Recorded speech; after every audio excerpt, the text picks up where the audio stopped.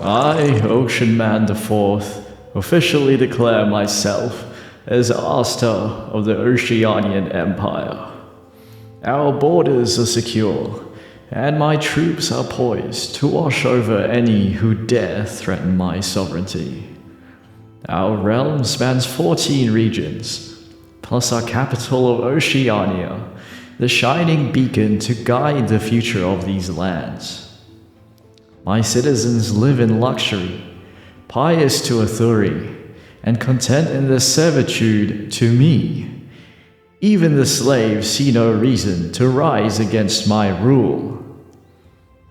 Our laws hold firm. Our courts are fair, and our punishments just. My people have no fear of starvation, and our wealth grows with each passing day. We have made our founding ancestors proud, and I have no doubt that we will continue to live long and prosper. Perhaps soon it will be time for this old man to retire, to live out his days as a recluse in Ocean Castle, toiling away to his cabbage fields.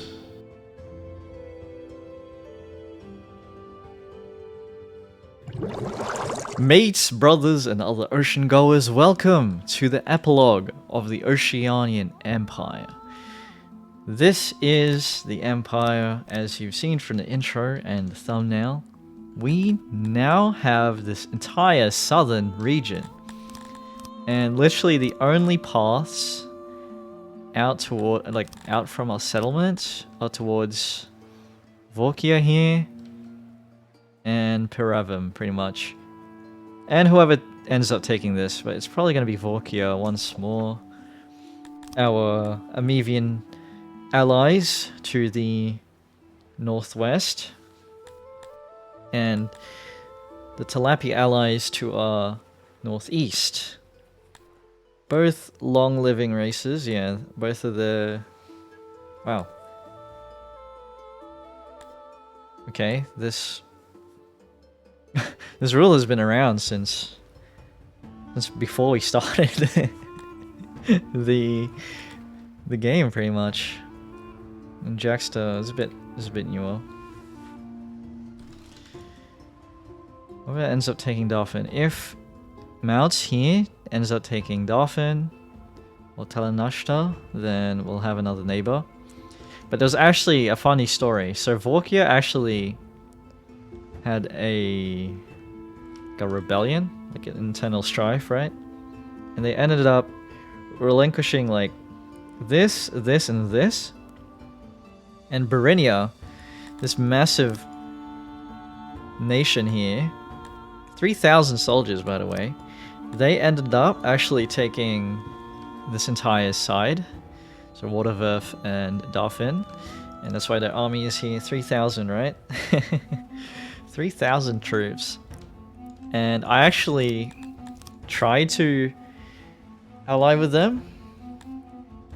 Yeah, I allied with them, but then they lost these two regions. They had their own internal strife, and they lost a bunch of regions again. So that's what happened there. That's why this huge army is there. And I had to match that, so I made the Ocean's Tide here. It's composed of a bunch of medium infantry, I would say, yeah. Light to medium infantry. It's sort of just there to make up the numbers, but we have a lot more power. 26,000 power. Compared to these guys, only 13k. So we should be fine if they decide to attack us. There are other world powers. They're just really far away from us. Like all the way out there. And then these guys, they're not much of a threat. Yeah, 1,000. It's whatever. So if we wanted to, we could go ahead and just take all these lands, but our admin is pretty low, I would say. At least not enough to get more. If anything, I would try to unite with Piravim here. I have enough money. 17.6 million. Wow. 10.2 for Vorkia. Because if I take this, I get a bunch of depth. Yeah. Away from my capital. But it's nice to have a good trading partner nearby.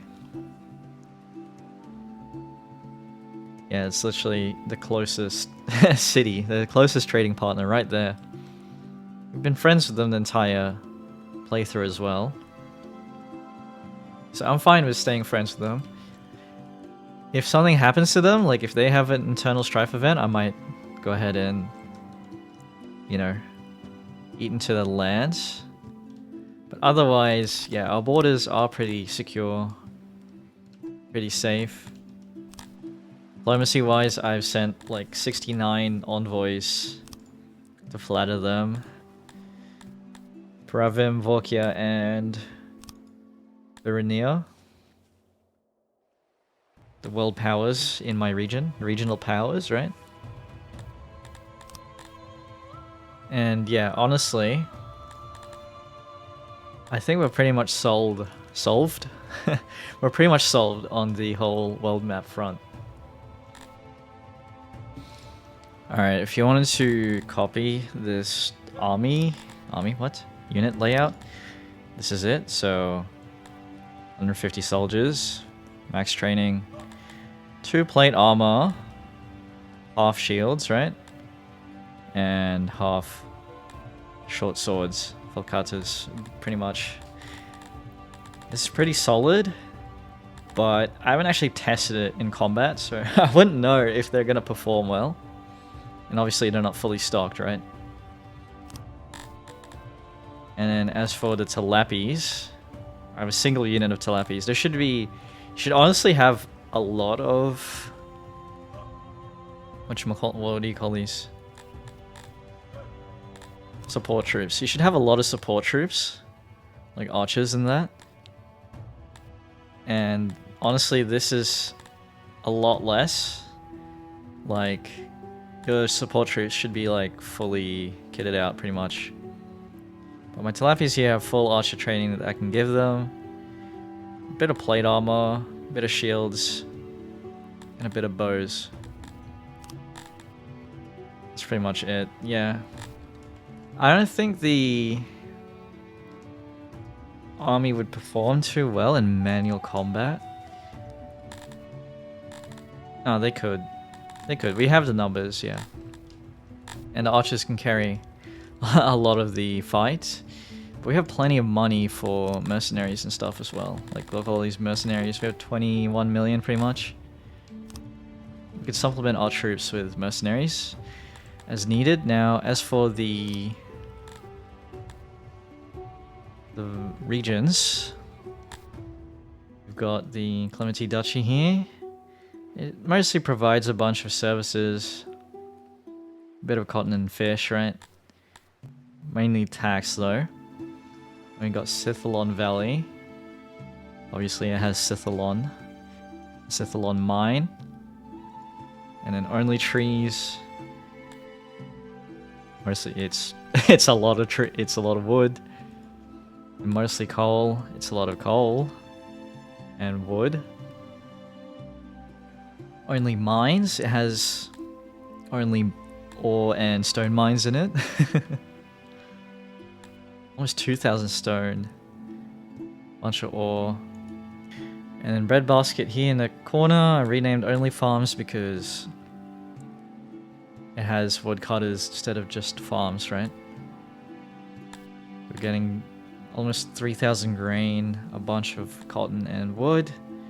Mostly mines is giving us 2,000 clay, 2,000 coal, opiates, only meat, a lot of meat, and a bit of livestock. South Farms has grain, fruit orchards. I think actually, no, that's it. I swear I could have upgraded this further. Oh well. Hosi Town has a bunch of eggs and fish, right? It's pretty much the Amivia hub, or at least one of the Amivia hubs. Services Oceania obviously has a bunch of services for our empire. namely the Royal Academy, Workers' Headquarters, pretty much it. Mainly grain, 6,440 grain. That's a lot more than breadbasket, actually. So I'm assuming this is where most of our grain comes from. And then we've got meat pits here where we get meat, eggs, and opiates, right? And a purple Brave County. Also gives us 3,000 cotton, 2,000 cotton, 3,000 grain. And a bit of opiates. So that's the makeup of our regions, pretty much. We get, like, a lot of tax overall, in terms of money and resources. Now, one of the things I learned is that... Which building is it? Schools are absolutely busted.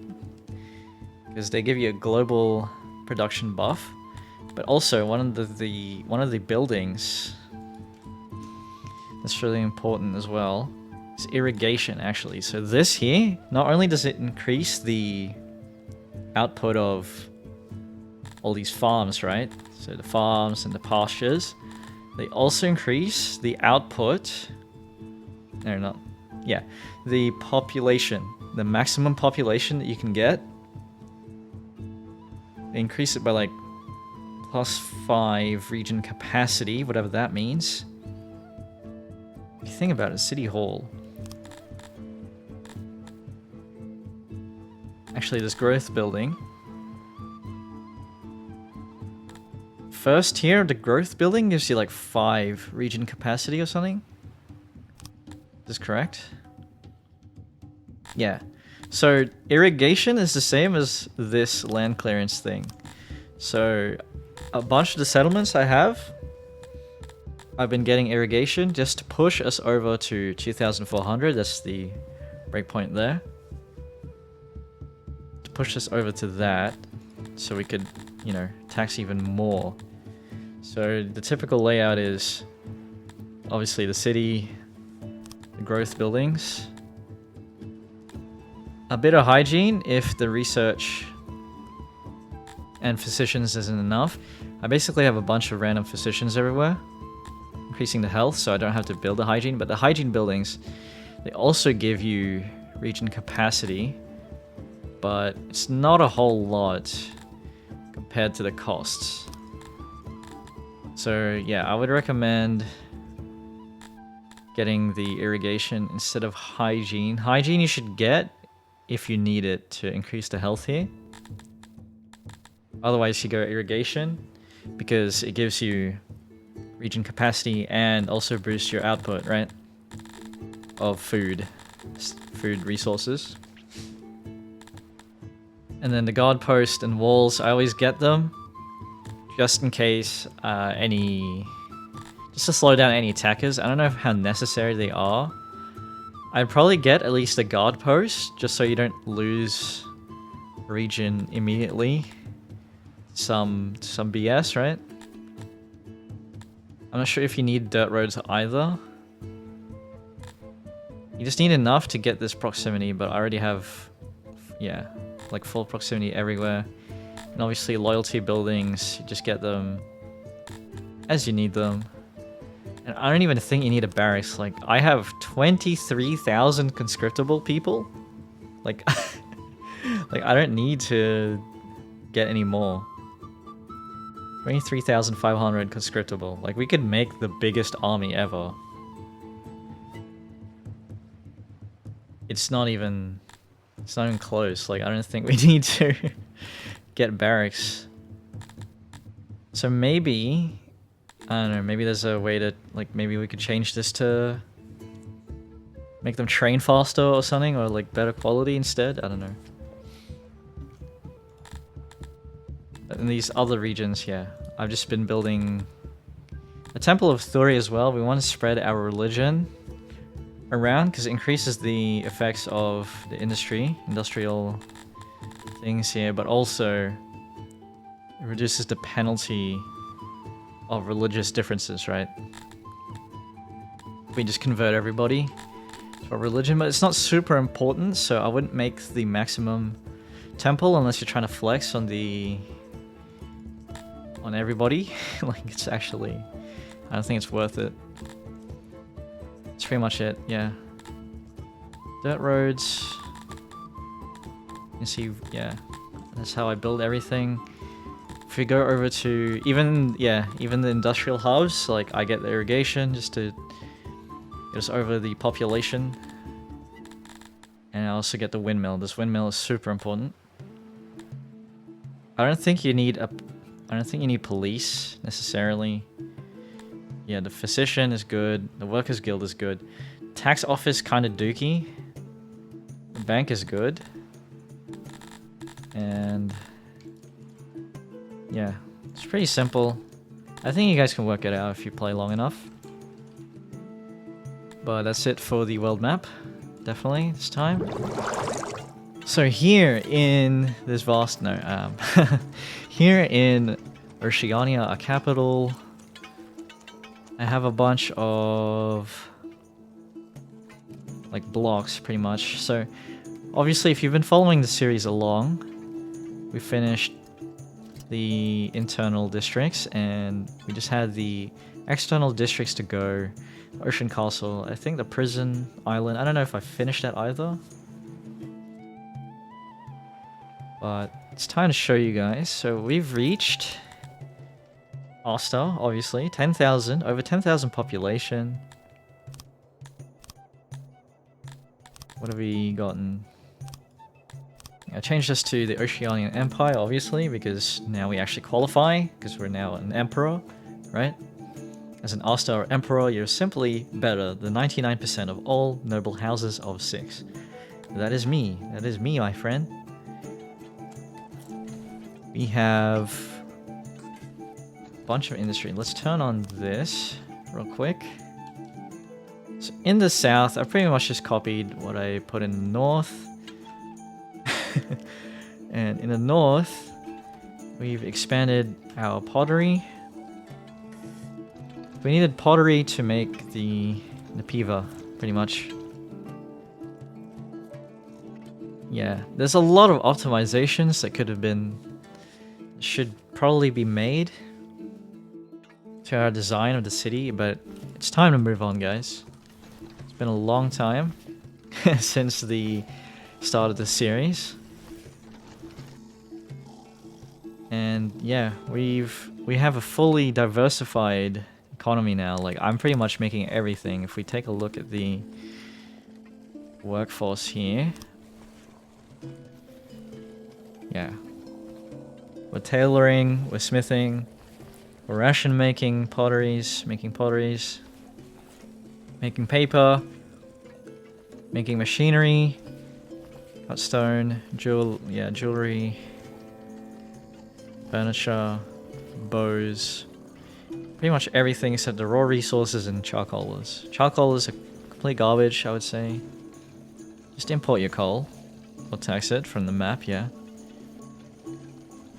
Bakers. The bakers are the closest thing we have to 600 workers, yeah. Kinda want to see the 600 worker buff, but at the same time, it doesn't matter too much to me. I have a lot of people working in services. Actually, the makeup of our workforce is it's mostly all in government and mostly in the warehouses. That's crazy. 1,640 people working in warehouses, 300 people working in janitors. I think that's necessary. We could probably lower it. But yeah, this makes a whole lot of sense to me, honestly. Should probably be more labs and admin because, you know, humanity likes to research, apparently. In this game.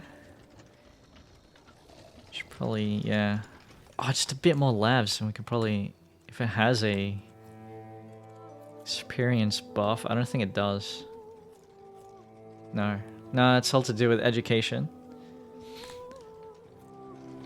Anyway, that's the workforce makeup. Over here is our Ocean Academy.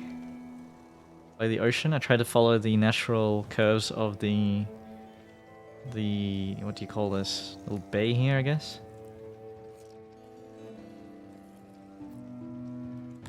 194 people can study here. 1% learning every day. It's actually, yeah, I'm really proud of this. Looks sick. That's Ocean Academy. And a few courtrooms by the ocean.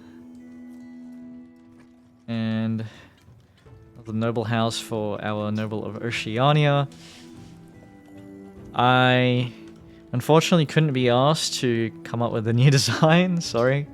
But I did rebuild, I did renovate Clem's little, what you call this, noble house over here. Yeah, to be more in line with the design philosophies of the other two.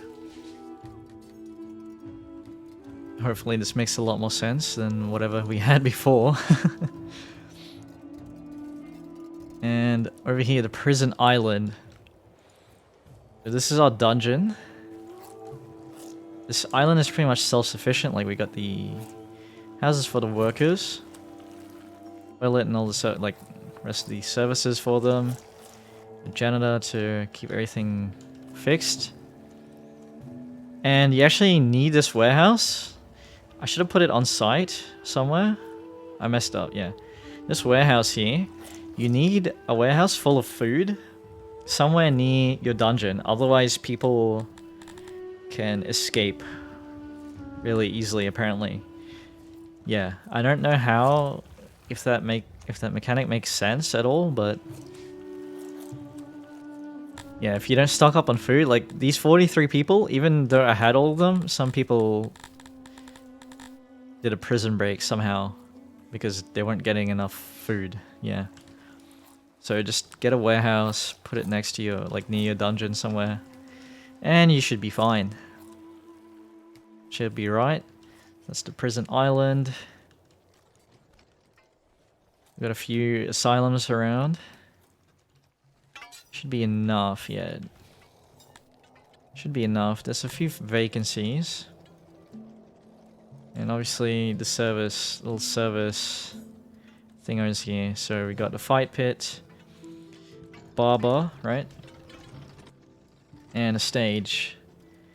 And a hospital. So you want to spread these buildings around, and yeah, in the future, I'm just gonna click on a service and then look at its radius, right? And use that to determine like if I should build more. And maybe eventually I'll come up with a grid plan. Because yeah, you can see like our stages are fulfilling everything, and then over here it's like they're not even reaching over there, right? It's because we don't have enough stages. But since it's light blue, all of the capacity is like, yeah. We're fulfilling everybody except for this red here. And then obviously the things that aren't even lit up, they're not being fulfilled at all. Look, the massage parlors, yeah, we don't have enough since it's so red everywhere. And you can see that reflected in the services tab here. We don't have enough access, yeah. Yeah, we don't have enough overall access. Same with taverns. So I think my tavern design is honestly not... There's not enough. Oh, actually, this entire side just doesn't have any. But like, around here, you can see it's all red. And that is not a good sign, my friends. That usually means, yeah, you don't nearly have enough of that service around. Surprisingly, in the north, it's relatively fine. Yeah, especially here. I must have been doing something right up there. Down here, it's a utter mess. So if I were to keep playing this, I'd probably demolish these central service hubs and just rebuild it. Rebuild them from scratch or something. Honestly, I would redesign the whole blocks, just all of them. But obviously, it's the final... Yeah, it's the epilogue, like, I can't be asked to continue this. Maybe some other day. But there are other videos to be made, right? We made this in here, this tourist trap, and yeah. Like, we're getting terrible reviews, and that's literally because, yeah, we don't have the services properly filled out everywhere, right? Like, look at our bathhouse. Blotches of red everywhere. Now, our block design is pretty much... It's super simple. Yeah, for this final bit, these final outer districts, I just did all of the industrial stuff, right?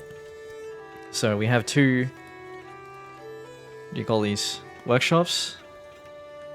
Toilets, janitor, and houses.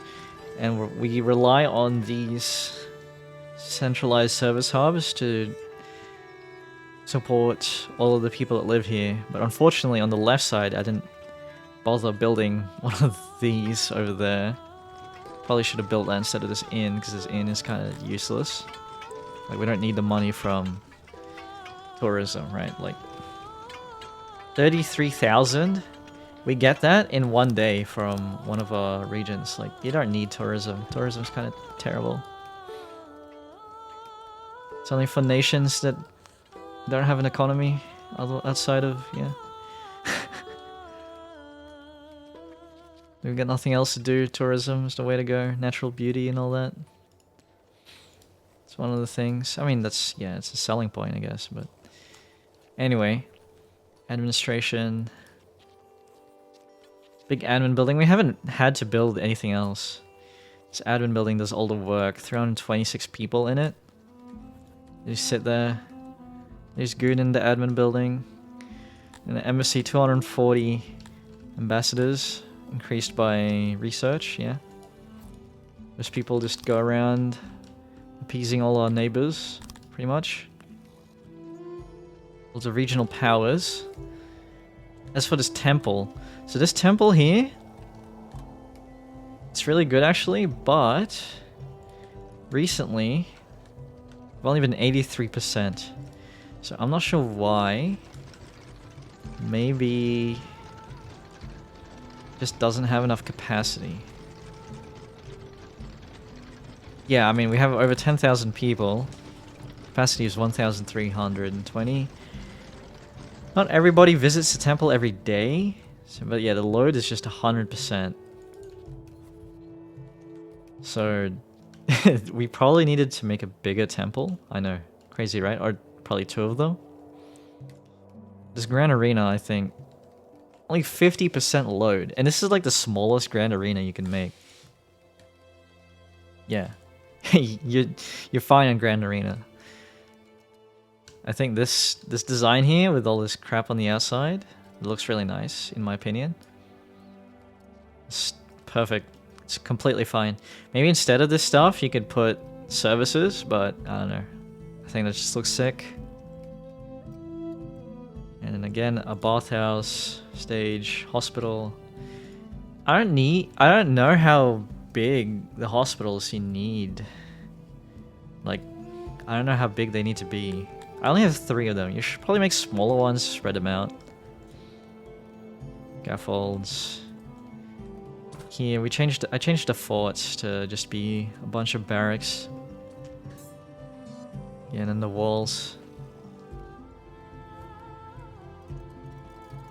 Well, at least, yeah, that fort down there. And then over here, obviously, we have a bunch of supply depots. I think it'd be better to... I still think it's better to put all the supply depots somewhere protected, but also good to keep it near like warehouses, right? That they don't have to walk very far to grab stuff. But then if you have an internal rebellion, if you have like a slave rebellion or something, it's gonna be a bad time if they have easy access to it, right?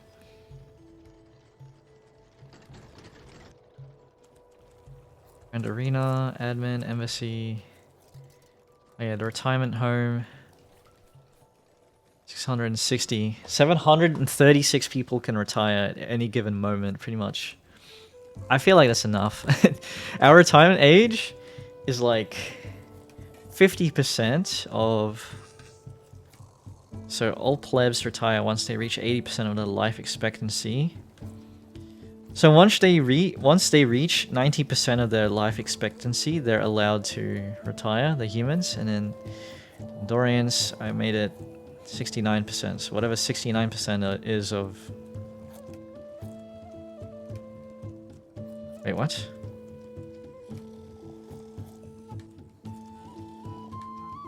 At 100%, this decree will have your subjects work until they reach 50%. Wow, what? Is that crazy?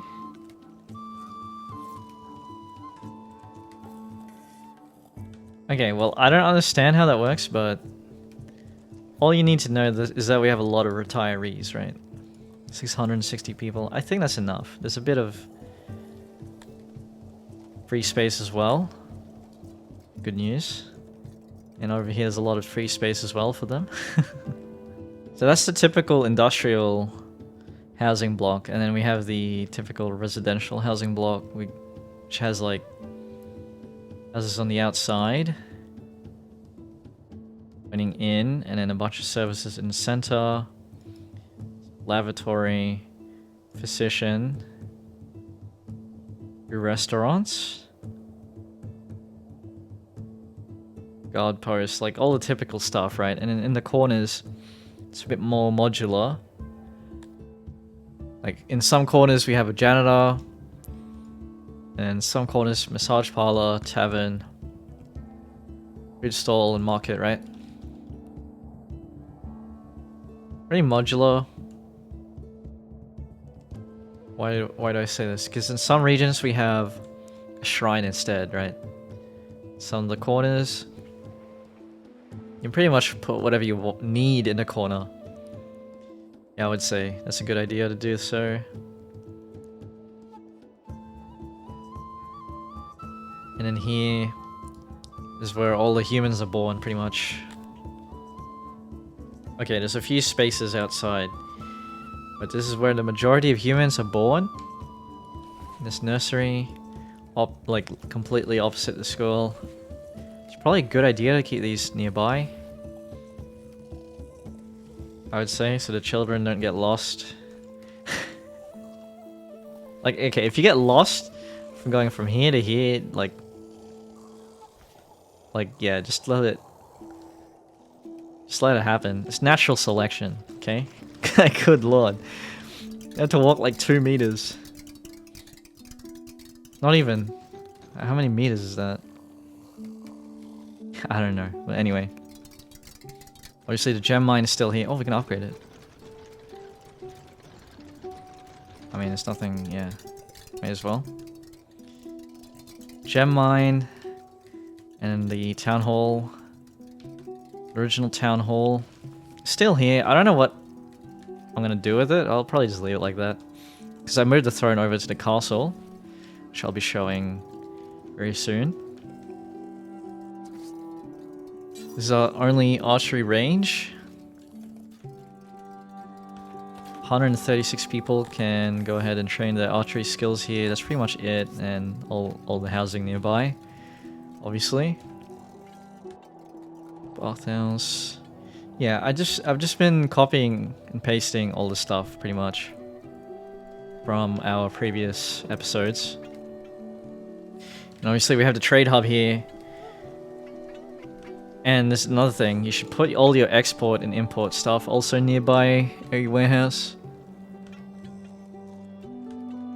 Doesn't make sense to have it super far away. So I think this is fine, but then we should probably have another trade hub over here and then another trade hub over there somewhere. That would make a lot more sense than whatever the hell I was doing. Massive crypt. That's pretty much it, guys. Like, not many changes to the actual city, right? Like, obviously we've got these mass graves, because anyone invades us, it's pretty much there. I probably should have made catapults everywhere. yeah. I mean, we could afford it now. Probably should do that, but honestly, you should just not even get raided.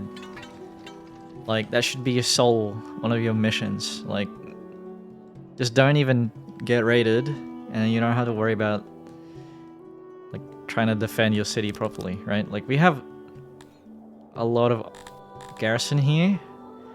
So obviously we have the elite archers. 2 armor, 4 shields, 8 bows. And then we've got the OGs. We've got the vanguards, Dondorians, rear guard humans. We have a bunch of medium infantry, and then all of these guys here are just a bunch of plebs. Like, pretty much just dudes with short swords. With decent training, actually. 50% training. A bunch of reserve force. It's just to deter raiders. And honestly, we need to, yeah, just give everybody military training. To be perfectly honest with you. So that's it for the city. Now it's time to show you the ocean castle. I made a bunch of these culverts to get the fresh water across. There's some people living on the bridge to maintain it and stuff, right? Yeah, keep the bridge like fixed. And here is the actual castle. So we got the food stall, massive food stall that supplies food to everybody here. Market has all the furniture. Guard post to, you know, take a look at all the visitors going in and out. The bathroom, massive bathroom, so you can basically you bathe here or you swim first and you bathe here, or vice versa, right? The massive toilet as well. A big dining room, so people dine in here. All the chefs in the kitchen. Pantry, just like the noble houses, right? We have all the essentials. And all of these servants live in these little manors here. And this is where our throne is. 2 guard posts on either side of it. Bunch of decorations, right? I probably should have put a chamber here somewhere, but yeah, I couldn't figure out where to slot it in, so I just pretend like I live in one of these little apartments. I just live out my days, plain clothed emperor, toiling to the fields. My 2 cabbage fields. Actually, these are just random Crotonians, but yeah. You can just pretend I'm one of them. It's my cabbages, right?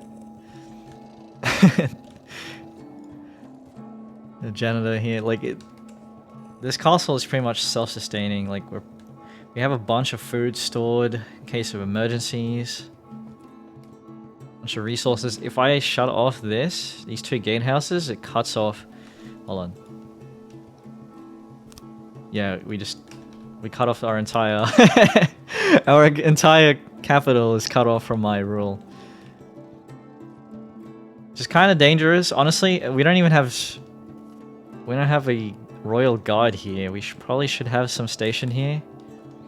But oh well. You know, that's all for RP anyway. That's pretty much it. If I missed anything, it's probably because I've already covered it in a previous video. I hope you guys have enjoyed the series. This was really fun, actually, to make this. Please rise for the Osheanean Imperial Anthem. Here in this vast, wealthy land of Oceania,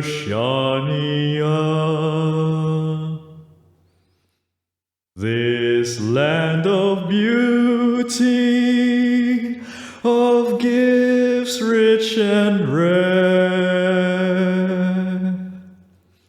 all the soils that we work and the coasts we all adore here. Here in Oceania, we have much to share. This land Oceania, our home Oceania, home to the people that cherish the sea. It's our proud land, our one land to treasure for eternity. I love Oceania, the empire for me.